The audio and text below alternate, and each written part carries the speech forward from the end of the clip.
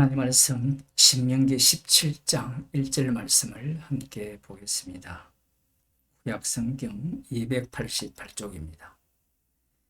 무릇 흠이나 악질이 있는 우양은 내 하나님 여호와께 드리지 말지니 이는 내 하나님 여호와께 가증한 것이 됨이니라. 여호와께 드리는 제물은 흠이나 악질이 있으면 안 된다라고 말씀하고 계십니다. 그러면 우리들은 그렇지, 여호와께 드리는 제물은 깨끗한 제물을 드려야지 이렇게 생각할 수 있죠. 맞습니다. 그런데 이스라엘을 보게 되면 이 말씀을 과연 순종하느냐? 순종하지 않습니다. 왜 순종하지 않느냐라고 하면 자신을 위해서 드리는 이 제사는 채상품을 드리죠. 우리들 주변에 조상들에게 제사 지내는 거나 절간에 다니는 사람들을 보면 그 제물을 바칠 때 채상품을 준비하잖아요. 그런데 여호와께 바치는 것은 내가 원해서 드리는 게 아닙니다. 주님이 먼저 요구를 하신 거예요. 우상은 내가 만든 우상이기 때문에 내가 원하는 제물을 준비해서 주는 겁니다. 그러나 언약의 하나님은 직접 요구를 하시죠. 그것과 그것이 무슨 차이가 있느냐 이렇게 생각할지 모르지만 인간은 자기가 신입니다. 최종 결정은 자기가 해야 돼요. 자기가 최종 결정을 해야 되기 때문에 내가 주고 싶으면 주는 거지 하나님이 요구하시는 것은 바칠 수 없다라는 거예요. 그래서 이스라엘이 멸망당했습니다. 예수님이 오셨을 때 종말이죠. 종말 때 그러면 사두개인들은 대제사장은 제물을 어떻게 드렸느냐? 신약 성경을 살펴보면 깨끗한 제물을 드렸습니다. 그런데 예수님께서 그들을 향하여서 기도하는 집을 장사하는 집으로 만들었다 이렇게 말씀하시죠. 목사들이나 교인들은 그 구절을 보면서 사두개인들이 대제사장이 하나님의 성전을 장사터로 만들었구나 이렇게 비판을 하죠. 제가 말씀을 전할 때마다 말씀을 드리지만 예수님은 하나님이십니다. 예수님의 말씀을 우리의 수준으로 끌고 와서 해석을 하는 순간 그 해석은 엉터리가 돼요. 사두개인들은 대제사장은 성전에서 장사를 한 적이 없어요. 율법대로 이윤을 남겼을 뿐입니다. 율법을 보게 되면 정확하게 얼마, 몇 프로를 남겨라. 돈으로 바꾸어서 재물을 살 때 그 가격차를 얼마를 매겨라. 이게 없어요. 그러면 또 어떤 사람들은 양심으로 해야 되지. 양심이라는 것은 추상명사잖아요. 100%를 남기든 5%를 남기든 다 양심이에요. 양심은 다 각자 기준이기 때문에. 한국에서 100억을 갖고 있는 사람의 양심과 100만 원을 갖고 있는 사람의 양심이 달라요. 다르지만 동일한 점은 자신들이 판단주라는, 심판주라는 거죠. 예수님이 오셨을 때 나름대로 성전에서 말씀대로 율법대로 제사를 드렸는데 문제는 무엇이냐면요. 그것이 자신들을 위하여서 드렸다는 거예요. 이 장사꾼의 특징이 자기의 이익을 위해서 하는 거거든요. 성전에서 봉사하고 죽으라고 그들의 직분을 세웠는데 그들은 그 제사장 직이나 거기에 봉사하는 그 직들이 자신들의 밥벌이는 기본이고요. 자신들을 위한, 하나님은 자신들을 위하여서 이 성전을 주셨다고 생각합니다. 바리새인과 서기관들은 율법에 대해서 그렇게 생각을 한 거예요. 하나님께서 흠이나 악질이 있는 우양은 하나님께 바치지 말라. 그러면 흠이 있는 것은 안 받죠.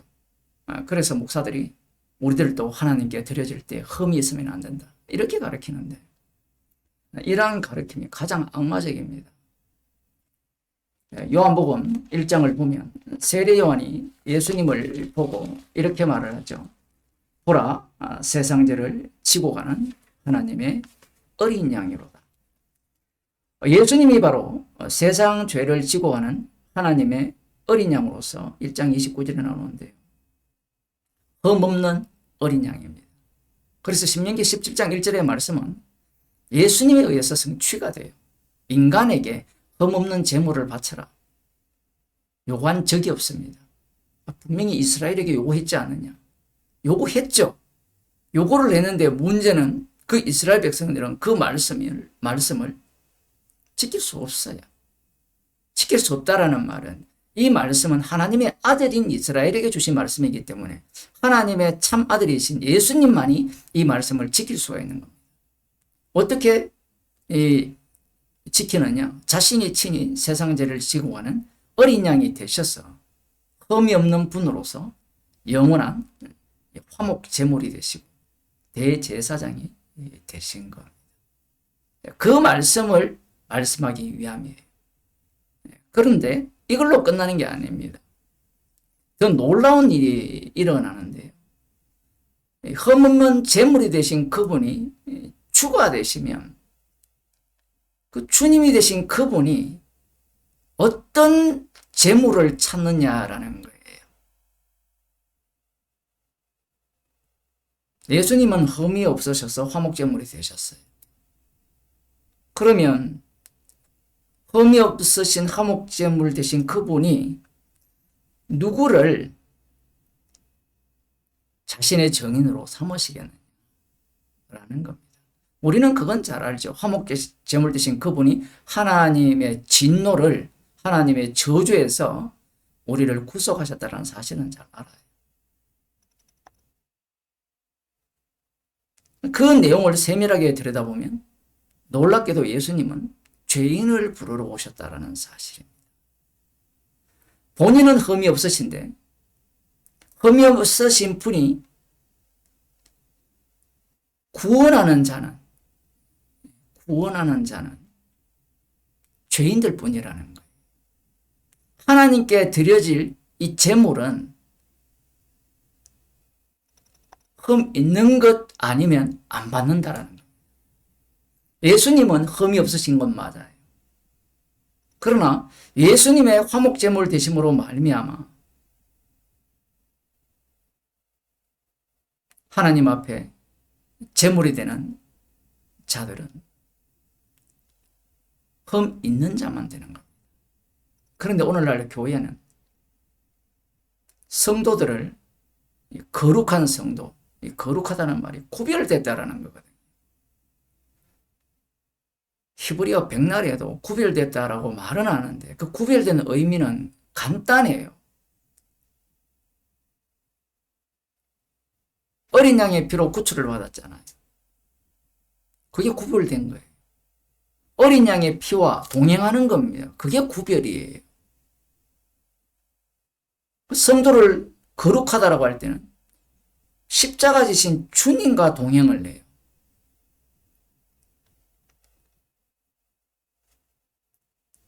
십자가에 못 박히신 그분이 주님이잖아요. 또 이렇게 얘기하면 부활하신 분이 주님이지. 이 땅에서의 주의 모습은요, 십자가에 못 박혀 죽으시는 모습. 그래서 주님의 권세를 스데반 집사님이 보여주고 있고 사도 바울이 보여주고 있는 겁니다. 주님의 권세는 세상이 알 수가 없죠. 그래서 주님은 누구를 찾느냐 하면 죄인만을 찾아요. 그런데 교회에서는 신명기 17장 이런 1절 이런 말씀을 보면서 우리는 거룩해야 되고 깨끗해야 되고 이렇게 말하는 인간들은 사기꾼들입니다. 예수님의 피로 구원을 받았지만 우리가 말씀대로 살아서 지켜야만, 순종해야만 천국에 들어간다고 주장하는 자들도 있거든요.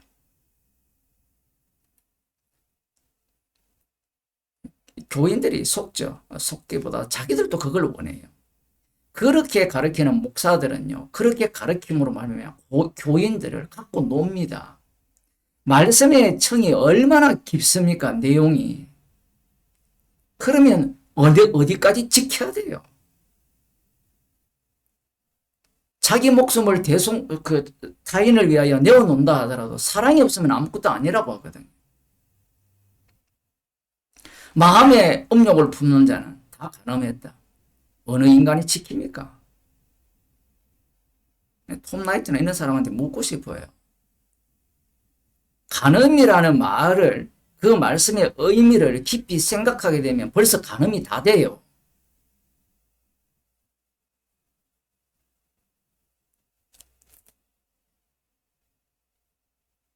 성령을 못 받아서 그렇게 생각할지 모르겠지만 사람들을요, 종으로 부리기 위한 거예요. 갈라디아서가 단순히 유대교로 돌아가고자 하는 그러한 행위론자를 공격하는 게 아니에요. 유대인들이 행위로 말미암아 어렵게 되고자 했잖아요. 로마서도 마찬가지예요. 그 내용은요, 모든 인간이 갖고 있는 본심입니다. 선악과를 먹은 인간은 자기 행위를 통하여서 구원을 얻으려고 해요. 그 행위 중에 하나가 믿습니다. 십자가의 피로 모든 것을 용서하였고, 과거의 죄, 현재의 죄, 미래의 죄까지 다 용서하셨고, 미리 정하신 자를 부르시고 부르신 자를 어렵다 하시고 어렵다 하신 자를 영화롭게 하신 것을 자기가 다 믿어요. 믿을 수준이 되려면요, 하나님과 동등해야 돼요. 자기가 하나님이라고 생각하니까 믿는다라고 하는 거죠. 자기의 행위를 집어넣는 이유가 뭐냐면 하나님 나라에 가서 큰 소리치기 위해서 그래요. 십자가의 피로만 용서를 받아서 그 피 증거를 위하여서 그 주님의 정인으로 산 사람들의 특징은 뭐냐면요, 무익한 종이라는 거예요. 누가복음에 나오죠. 무익하다라는 것은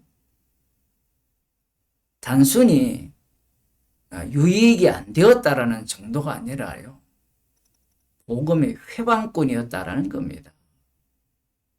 왜 복음의 회방꾼이 되느냐면 사도 바울을 보면요, 복음을 전했는데, 십자가의 피복음을 전했는데 바울파가 생겼어요. 육을 입고 복음을 전하니까 바울이 교주가 된 거예요. 복음을 전하는 자가 회방꾼입니다. 그래서 사도 바울이 십자가의 지혜를 계속해서 강조하고 그것을 전하고 있는 겁니다. 목사나 성도들이 왜 십자가만을 전해야 되는지 여기에 이유가 있는 거예요. 주님은 죄인을 부르러 오셨어요. 자신의 피로 깨끗게 된 자를 주님이 제물로 삼으시는 겁니다. 마귀는 피로 깨끗게 된 자를 인정하지 않아요. 스가랴서에 보면 새카맣게 걸린 대제사장 요사에 대해서 고소를 하잖아요. 저런 인간은 심판받아 지옥 가야 된다는 거예요. 거기에 흰옷을 입히는 겁니다. 흰옷을 입혔다고 해서 새카만 게 사라지는 게 아니에요. 언약궤가 그러잖아요. 언약궤 위가 속죄소인데 피로 덮었다고 해서 안에 있는 내용물이 달라지는 게 아니에요. 이것이 바로 주님과의 동행하는 모습입니다. 그래서 성도는 주님의 정인, 십자가의 정인으로 이 땅에 살아가는 거예요. 기도하겠습니다. 흠없는 제물은 말씀이 되신 주님 뿐이시고, 주님이 되셔서 부르시는 주님의 정인들은 죄인뿐임을 말씀을 통하여 들려주심을 감사드립니다. 죄인을 부르셔서 십자가의 피로 용서하신 그 은혜를 정극케 하기 위해서 날마다 죄인으로 살아가게 하심을 감사하는 주의 백성이 되게 해 주옵소서. 예수님 이름으로 기도드리옵나이다.